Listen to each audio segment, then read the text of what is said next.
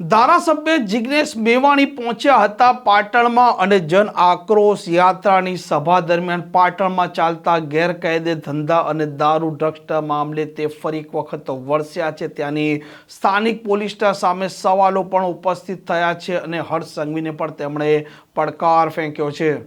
વૈષ્ણવજન તો તેને કહીએ જે પીડ પરાઈ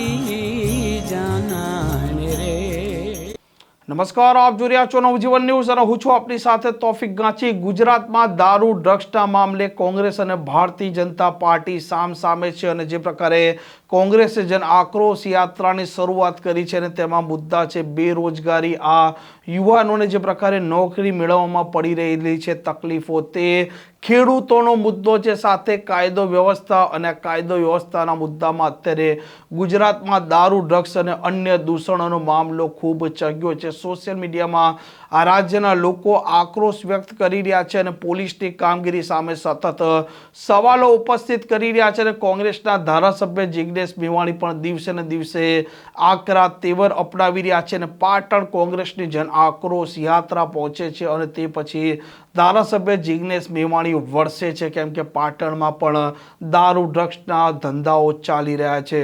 દાપણ કરો છો?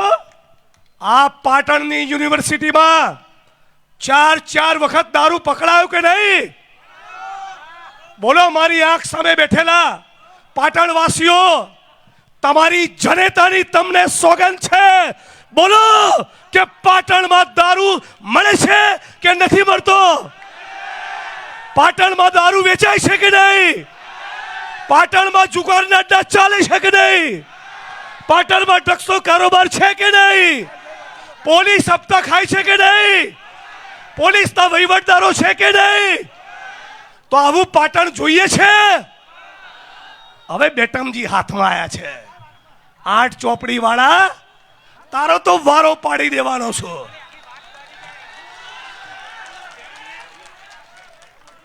એક મિત્રએ મજાકમાં કીધું, આમે અડ્ડાઓનું લિસ્ટ છે, આ લોકો ક્યાંય હારું નહીં રાખ્યું। એક મિત્રે કીધું કે જિગ્નેશભાઈ, આ તમે હર્ષ સંઘવીનું રાજીનામું માગ્યું, ભૂલ કરી, મેં તો હજી ટાઈટ માગીશ। મને કે ના, કેમ? કે બિચારો દયાને પાત્ર છે, 8મું ભણેલા ને જેટલું રંજાડશો કે તમે।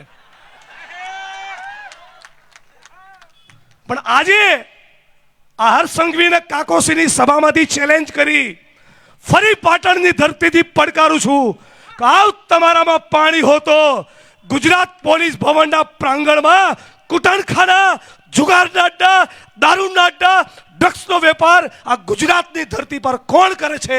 ગુજરાત પોલીસ ભવનના પ્રાંગણમાં મારી સાથે જાહેરમાં ડિબેટ કર, ચાલ આવ, જાહેરમાં ચર્ચા કરીએ।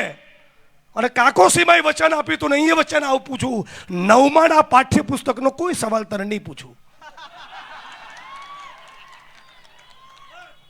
પણ નક્કી કર્યું છે કોંગ્રેસ પાર્ટીએ, દુનિયા થાય ખેડૂતોના દેવા માફ ના થાય ત્યાં સુધી આ ઇન્કલાબ રોકાવાનો નથી। દુનિયા થાય દારૂ જુગારના મુદ્દે કોન્ક્રીટ પરિણામ ના લાવીએ, ડ્રગ્સના કાળા કારોબારનો ખાત્મો ના કરીએ ત્યાં સુધી અમે અમારો પરિશ્રમ છોડવાના નથી।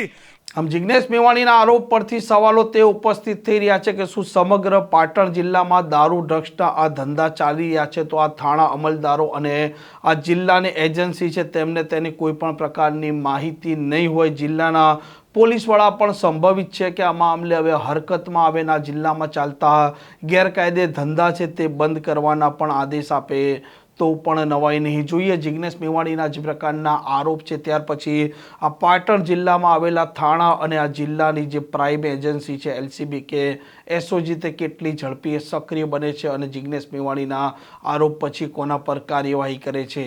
આ પ્રકારના સમાચાર, પ્રકારના અહેવાલ માટે નવજીવન ન્યૂઝની આ ચેનલ સાથે જોડાયેલા રહો। નમસ્કાર।